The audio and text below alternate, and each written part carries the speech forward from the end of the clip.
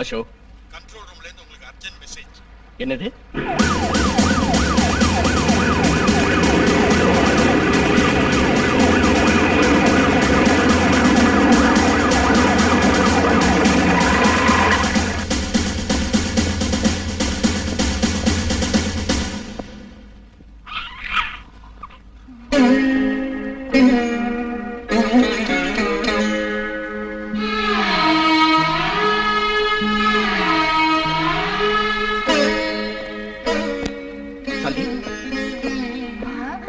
என்ன இதெல்லாம்? வராதீங்க, ஐயோ வராதீங்க.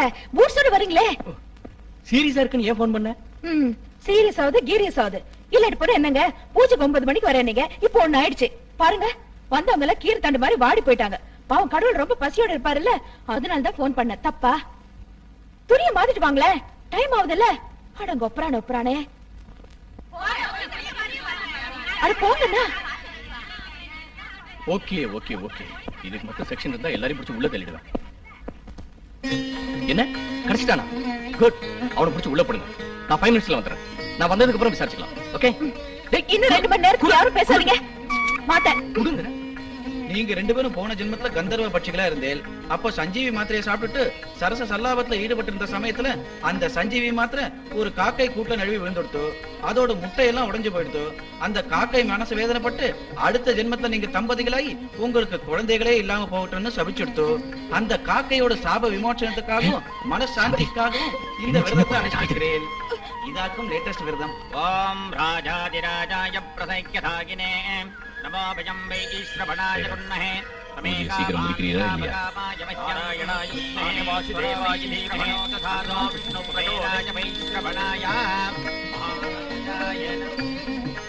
அம்மா அம்மா, மருமக பூஜை புனஸ்காரம் எல்லாம் ஆரம்பிச்சுட்டாளே. வீட்டை சுரண்டுறாளே. வந்து 2 நாள் கூட ஆகல, அதுக்குள்ள விருந்தாளிகளா? ப்ளவுஸ் பீஸ் கூட கூடாது. சாரங்க கூட கொடுப்போம், வீட்டை கூட எழுதி கொடுப்போம். ஓசியில வந்தா அண்டாவை கூட முந்தானியில முடிச்சுக்குவீங்க. டேய் தம்பி, நீ வாடா. இருக்க அவசரப்படாத. பருப்பு கரண்டியை காணல. ரயில்ல போது நீ தானே எடுத்த. அது சாதாரண கரண்டி இல்ல. நம்ம முப்பாட்டம் காலத்துல இருந்து பருப்புல போட்டு கடைஞ்சு கடைஞ்சு தேஞ்சு போன கரண்டி. யோ துட்டு குடியா? இந்த ஜிப்பா நல்லா தான் இருக்குது. ஏய், நரிக்கு நாட்டாம கொடுத்தா கிடைக்க 2 ஆடு கேக்குமா? சிப்பா நல்லா சொல்லி சில்லறை கொடுக்காம போறிய கூடு. இந்தாயா. அப்போ தொண்டு நல்லா இருக்கு. 9. என்னம்மா ஒரு வாரத்துக்கு அப்புறம் வரதா சொன்ன? ஏண்டா, நான் வந்தது உனக்கு கஷ்டமா இருக்கா? புது ஊரு, புது வீடு, எப்படி இருக்குன்னு பார்க்க வேண்டிய பொறுப்பு எனக்கு இல்லையா? கொஞ்சம் முன்னால வந்திருந்தா பூஜையை பாத்துருக்கலாம் இல்ல? பூஜையில ஒண்ணும் குறைச்சல் இல்ல. கல்யாணம் நடந்து 3 வருஷம் ஆயும் வீங்காத வயிறுல கருத்தரிக்கிறதுக்கு இது என்ன தசரதன் யாகமா? அக்னி தேவன் வரம் கொடுத்து ஆசீர்வதிக்கிறதுக்கு. குடையில கருவா. அப்பா என்ன கதவு. எதுக்காக அப்படி லப லபன்னு அடிச்சுக்கிற? என்ன தத்து எடுத்துட்டு ஒரு அழகான பொண்ணை கட்டி வைக்கிறேன்னு வச்சுக்க. அப்பா எனக்கே வெக்கமா இருக்கு. ஒரு வருஷத்துக்குள்ள அடுக்கடுக்கா 1/2 டஜன் பிள்ளைங்க நாய் மாதிரி பேக்க மாட்டேன். நீ இருடா. டேய், சொல்ல வேண்டியவங்கிட்ட சொல்றேன். நல்லா கேட்டுக்க. யார் என்ன நினைச்சாலும் சரி, என் வம்சம் எனக்கு முக்கியம். 1 வருஷம் பொறுத்துக்கிறேன். அதுக்கப்புறம் என் அண்ணன் பொண்ணு விஷயத்தை நீ தான் யோசிக்கணும். முந்தியே அவளை நீ கட்டிக்கிட்டு இருந்தா பொல பிள்ளைங்களை பெற்றிருப்பா. அவளை கட்டிக்கிட்டேன்னு வச்சுக்க, ஊசிய நூலு மாதிரி சுண்ணாம்பு வெத்தலை மாதிரி இருப்பீங்க. பெக்காத வயிறு பொம்பளைக்கும் பசிக்காத வயிறு ஆம்பளைக்கும் இருக்க கூடாது. கடைசி காலம் வரைக்கும் இந்த மரடியே புடிச்சுக்கிட்டு தொங்க போறியா என்ன? டேய் உள்ள போ. எனக்கு எதுக்குப்பா?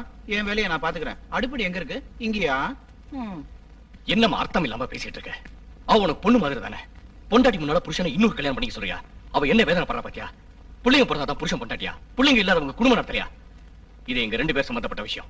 இத பத்தி பேசினேன்னா எனக்கு கோபம் வரும்.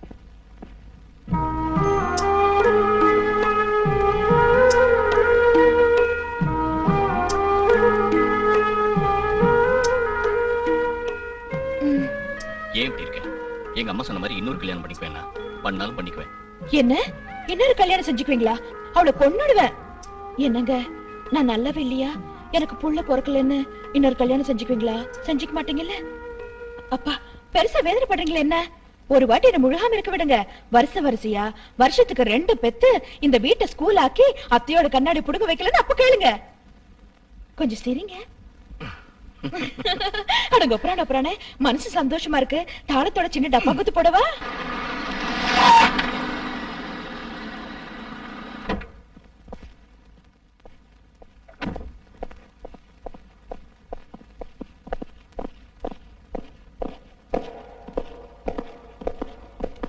Good morning. வசதியெல்லாம் நல்லா இருக்கா? காத்துல பிறந்த எச்சில யானை காலடியில் விழுந்த மாதிரி ஆயிடுச்சு. 24 மணி நேரத்துல நீ வெளிப்படுத்துறேன்னு சொன்னாலும் நான் தான் உனக்கு தெரியும். ஆனா 12 மணி நேரத்துல உன்னை போலீஸ் லாக்கப்ல வச்சிருவேன்னு உனக்கு தெரியாது. அதான் ஓ வீக் பாயிண்ட். போலீஸ் லாக்கப்ல இருந்து ஒரு நிமிஷத்துல நாங்க வெளிவந்துட முடியும். ஆனா எங்க பொலிட்டிக்கல் லாக்கப்ல இருந்து மட்டும் நீ தப்பிக்கவே முடியாது. அதனால கோர்ட்ல எல்லாத்தையும் ஒத்துக்க. ஜட்ஜி வாயிலிருந்து தீர்ப்பு வர்றதுக்கு முன்னால உன்னை வெளியே கொண்டு வந்துடுறேன். உன்னை அமைச்சராக்கிறேன். ஊருக்கு வெளியே ஒரு பங்களா ஒண்ணு ஏற்பாடு பண்ணி உன் அழகுக்கு நான் ஆயுள் ஏஜெண்டா இருந்து அனுபவிக்கிறேன்.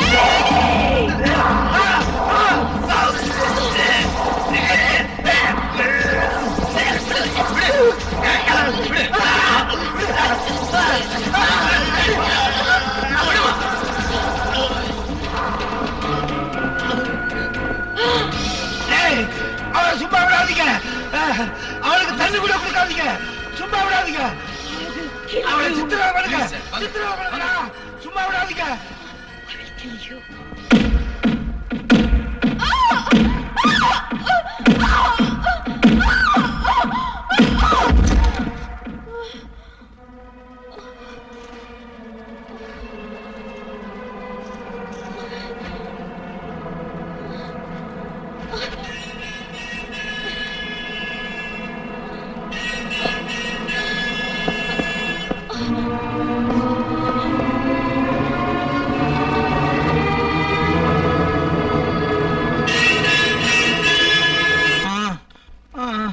சும்மா இருங்க.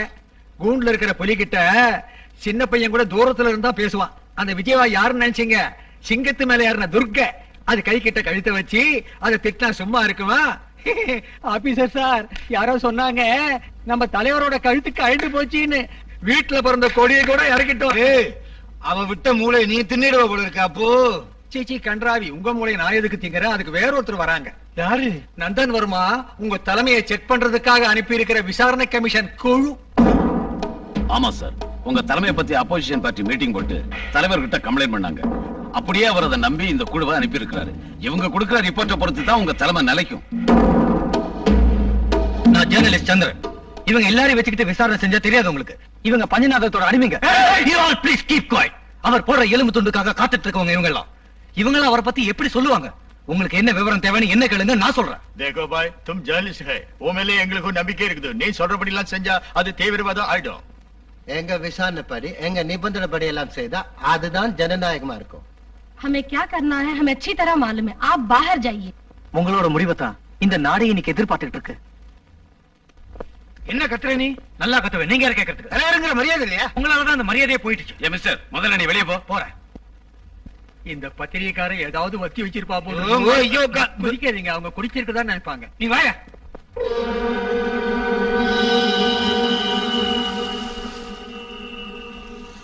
டெல்லிக்கு வந்த ரிப்போர்ட்டை வச்சு இங்க பரிசீலிச்சா நீங்க செய்யறது அநியாயம்னு தெரியுது. ये तो बहुत दुखी की बात है. आप जैसे इंसान लीडर बनने के काबिल नहीं है. நீங்களாவே ராஜினாமா செய்யறது நல்லது. இல்லாட்டி போனா எங்க தலைவரை ஆக்ஷன் எடுக்க வேண்டியிருக்கும்.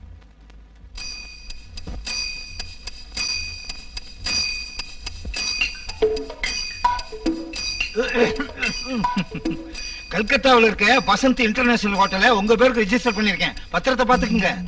மீனா தேவி, டைமண்ட் செட்டு, நீங்க 5 ஸ்டார் ஹோட்டல் கட்டுறதுக்கு தாஜ்மஹாலுக்கு பின்னால யமுனா நதிக்கரையில போட்ட டாக்குமெண்ட்ஸ். மோகன்லால் ஜி, சண்டிகார்ல இருக்க பல்பு ஃபேக்டரி நாளையில இருந்து உங்களுக்கு. கவுண்டர் ஐயா, இது இல்லாம சேலத்துல இருக்கிற 60 ஏக்கரா மாந்தோப்பு உங்களுக்கு வரப்புற மாப்பிளைக்கு சீதனமா கொடுக்கறதுக்கு ரெடியா இருக்கு. பெரியவரே, உங்களுக்கு இருதய ஆபரேஷனுக்கு அமெரிக்காவில ஏற்பாடு பண்ணிருக்கேன். அப்படியே கிட்னியை பார்த்துட்டு வந்துருங்க. ரிப்பேர் ஆயிருக்கதா கேள்விப்பட்டேன். டெல்லியில நாங்க கேள்விப்பட்டதுக்கும் இங்க நடக்கிறதுக்கும் சம்பந்தமே இல்ல. நாங்க உங்களை பத்தி ஒரு ரிப்போர்ட்டும் கொடுக்கறதுக்கு இல்ல மிஸ்டர் பஞ்சநாதன். இப்படியே நீங்க இருக்கிறதுக்கு நாங்க ஏற்பாடு செய்யறோம். உங்களை வேண்டானா அந்த தலைவரே நீ இருக்க மாட்டார். கடவுள் மாதிரி இருக்கிற உங்களை பத்தி ஏன் அப்படி சொல்றாங்க? நீங்க ஒண்ணு கவலைப்படாதீங்க. உங்க மேல நல்ல ரிப்போர்ட் தலைவருக்கு கொடுக்கலாம்னு நாங்க நினைச்சுட்டு இருக்கோம். आप जैसे नेक इंसान को पाकर हमारा जन्म धन्य हो गया. எனக்கு நீங்க செய்ய வேண்டியது என்னன்னா, வரப்போற தலைவருக்கும் எனக்கும் தகராறு இருக்கிறதா இங்க எல்லாரும் கசாமசான்னு பேசிக்கிறாங்க. அதனால அவரை இந்த ஸ்டேட்டுக்கு 2-3 நாள் டூர் வர்ற மாதிரி நீங்க செஞ்சிட்டீங்கன்னா இந்த பேச்செல்லாம் ஒரு வழியா அடிபட்டு போயிரும். ஓகே.